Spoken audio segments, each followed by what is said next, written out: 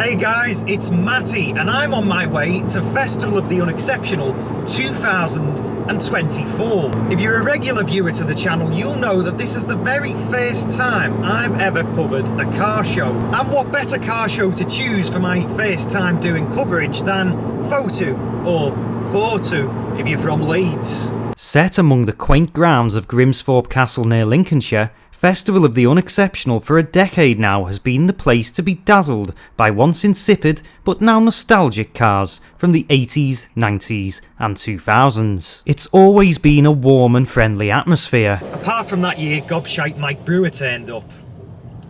You see, the problem with filming at car shows is that you never get to fully enjoy the show for yourself. I see people every year at FOTU scrambling around trying to cover as much as they can, and then I imagine that they go home and quickly as possible try to cobble together all of the footage and upload it to YouTube to catch the algorithm. Now you may say a solution is to live stream the show, but at Festival of the Unexceptional or Grimsthorpe Castle there's no signal to do that. But I've thought of a cunning way to cover as much of the show as possible without having to film a thing. This is the Premier Inn in Grantham, just 10 minutes from the show's location. Looks terrific, and I happen to know that 100% of the cars that will be attending the show will check in here tonight. All I have to do is book myself a room. I feel like a journalist who's got the first scoop. I feel like Leanne Rimes' husband. I'm the only one with access until tomorrow. I'm like Isaac Newton. Ow. God. Now, just a couple of junctions back, I spotted my first possible contender at the show. It was a bright orange Opel Manta. So, we'll do a little check later on in the video to see if that was there.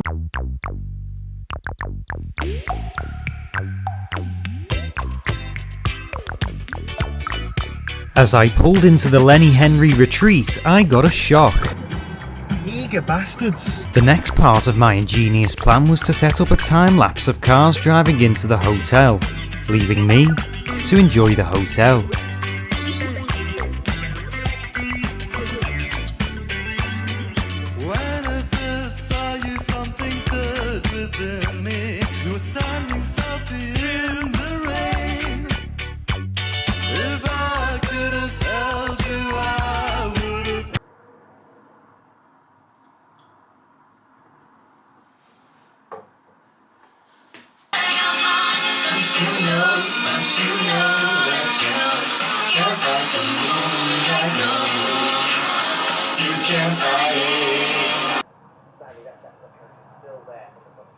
This is absolutely fantastic.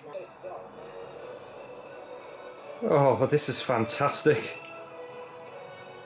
We're obviously told that pensioners are quite poor at the minute, or some of them are anyway. But according to some of the adverts on ITV, they're entitled to thousands. Just doing a little room inspection here, the boys. I have seen 4 in a bed. But look at that. Everything's Premier but the pubes. That is welded in there to the Bayliss and Harding 2-in-1. And it's not mine. I've just noticed there's a little spy hole in the front door so you can see what fellow guests are among you. I've already spotted Lewis McLand and Ed China to name but 2, but should we see who's out there at the minute? Hello, you lot. So here we are in the car park for the Premier Inn in Grantham. It's safe to say all of the cars have gathered. Here's mine, and what we can easily say is this is the best car to be here. This is, with my wealth of knowledge, what I can only describe as an old Volvo finished in aquamarine. It looks a lot like, is it the 740? But this is automatic. Right, you can't see anything there, and it is, I do believe it is the deluxe version as well. Proper wing mirrors actually on the wings. Got my Lexus, we've mentioned that. Over here we have something a little bit more familiar. This is a Mark 1 Ford Focus facelift, because it doesn't have the little orange lights at the front. There we go, on a 52 plate. This is an LX model, Look very smart actually, apart from that little scuff on the bumper. Here in real life, it looks actually in really nice condition. This is a pre-facelift Mark 1 Focus with the orange lights that we do as describing. It's a Mark 1 Estate, and it is a Z-Tech, but it has, for the observants amongst you, a Gaia front bumper. This is a Mark 4 Ford Fiesta in a lowly spec'd Encore, guys. Finished in what we call in the trade Doom Blue or Suicide Blue. Actually looks rather fetching though. And if they're not original trims, they're very, very close. Got the retro steering lock on as well. Light coloured interior. Hi mate, you alright? Yeah, This yours? Yeah, it's mine. Am I alright to film? Yeah, sure, Yeah, go ahead. cheers yeah. mate, nice Do we one. to open it up or anything? Or? Yeah, of course, yeah, why not? We've actually got the owner here now of the Fiesta Encore. And look at that, we can get a bit of coverage on the inside.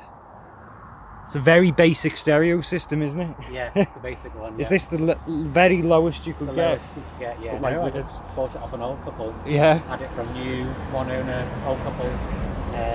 Just got 40,000 miles. 40,000 miles, ladies and gentlemen.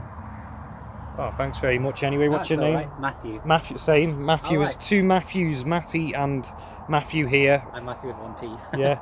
This is Tilda because the number plate's TDA. So. And this is Tilda. Yeah.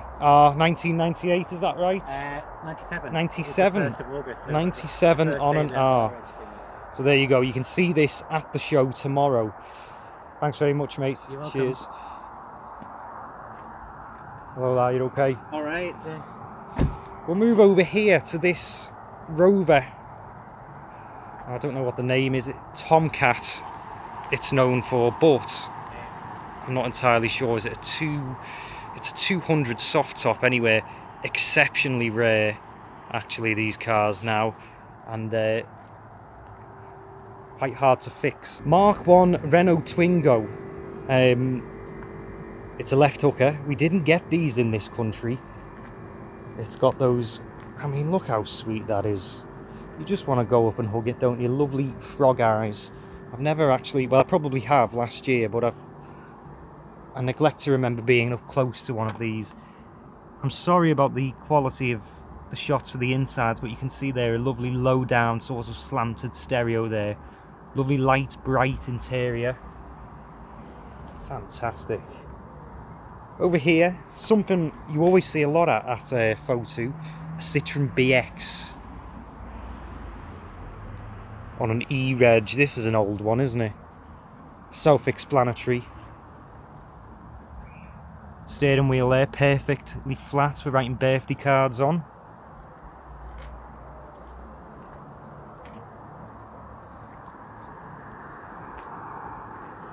Lovely square end there. Imagine getting ran over by that. Next door to that, L-Reg Fiat Tempra. Are we saying? Should we have a look at the back? When you're under the spotlight like this, your car knowledge really does. Tipo, Tempra was that the saloon? This is a Fiat Tipo. Famously driven by Elaine the Pain in The Story of Tracy Beaker, the TV version. Quite interesting. More interesting than the modern Tipo. I'm quite looking forward to the amount of corrections that we get in the comments here. Is this a Jaguar XJR? Just completely out of context. That's a Skoda Enyaq. Bap Enyaq. Oh, that's the reason why I mentioned that. Bit of Hanson there. L-Reg Vauxhall Corsa, the driving instructor special. Look at those 3-spoke alloy wheels. Fantastic.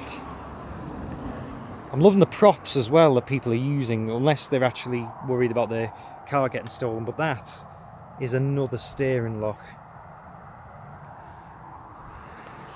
Just do a pan across of some of the cars that are here. I know we've already covered them. That's a BMW. That is an E36 3 Series. I hope I'm right. I do hope I'm right. I seem to be getting a lot wrong. This in anti-theft white, 2002 Hyundai Accent. Now that's a nice prop, the Burger King bag there. Hope that doesn't grease the seats. Someone's left the camera on display as well there. They're clearly not aware that they're among Scousers. Here's where it gets robbed and I'm public enemy number one. Hyundai Accent, it looks like it's a bit of a saloon thing going on there with the back of it, but no, it's a hatchback, I can assure you. I mean, I wouldn't say it's a good looking car, but that's a smart looking car, isn't it? And this is obviously back when Hyundai had quite a bit of a bad name. We'll move on. MReg Alpha 145. I have seen these in the flesh, but I've never been this close to one.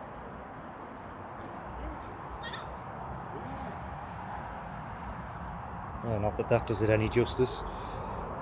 There you go. Plug there. Busso Boxer on Instagram. Not the best looking Alpha, but certainly a thing of beauty, isn't it? That sounds a bit backhanded. It's a lovely looking car. And a rather alternative idea of things from Alfa Romeo there. We move on. I know this fella. This is the first person I spoke to when I got here in his... That's a Tigre.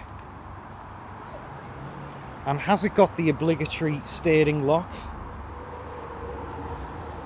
Oh yes, it has. We'll view it from the back, because these are quite an exquisite design, really. Look at that back window there. You don't really get things like that anymore. You know, it's a Tigre. It's definitely not a Calibra. We got that one right.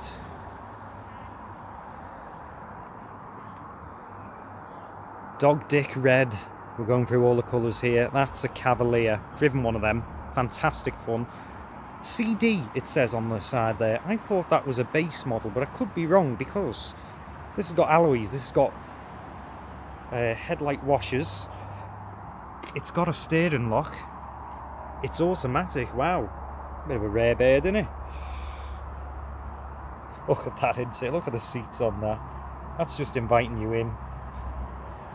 We all know what the back of a Cavalier looks like, but just for shits and giggles, you've got the badge there. Cavalier CD 2-litre injection. The eyes have it. Next to us here, we might as well move over and view this from the back to start with. This is an L-Reg Rover Metro, of course. Finished in a lovely royal blue colour. Fantastic that people are still holding these up. Oh, it's complete with a Spanish style windshield as well. That's which is a better view of the interior anyway. No, I haven't driven one of these actually. I've reviewed one of these. Boss cars in their own right, to be fair. I think we're just about done there, but we'll go a little bit further on and see what we can see. That, I happen to know with my trained eye, is a Mark IV Cortina, and that's because I've seen it before the blanket got put over it, but if I'd just seen it now, I wouldn't know at all what this was. But this, I assure you, is a Mark IV Cortina. We're now into the sort of other car park where you can't really tell whether these cars are contributing in Festival of the Unexceptional or it's just an innocent couple out for a dirty weekend, but that is her versus the girl she told you not to worry about. That is a Caterham next to an MReg Range Rover, nonetheless. On the same token, this just might be an innocent member of the public Saab 93, but nonetheless, we're going to film it because it's in the car park and it's unexceptional. Unexceptional. Bit drunk and hiding away sneakily in the corner here by these lockers. R-Edge 9798, complete with a bit of a San Miguel can next to it, which would have been the choice at the time. This is an R-Edge Corsa B, I want to say. We've seen a Corsa B, obviously very earlier on. This is an automatic, wow. Early one, yes, because it's got the 2-spoke steering wheel, which, you know, it's more preferable these days to any of the modern shite. 107.8 Radio Jackie. Hello, Jackie. It's the owners there. Even though we're at a friendly event, you do feel like a bit of a fucking weirdo in the Premier Inn car park at Sunset filming people's cars. NREG Volkswagen Polo. I was offered one of these in pink, automatic in pink, to buy.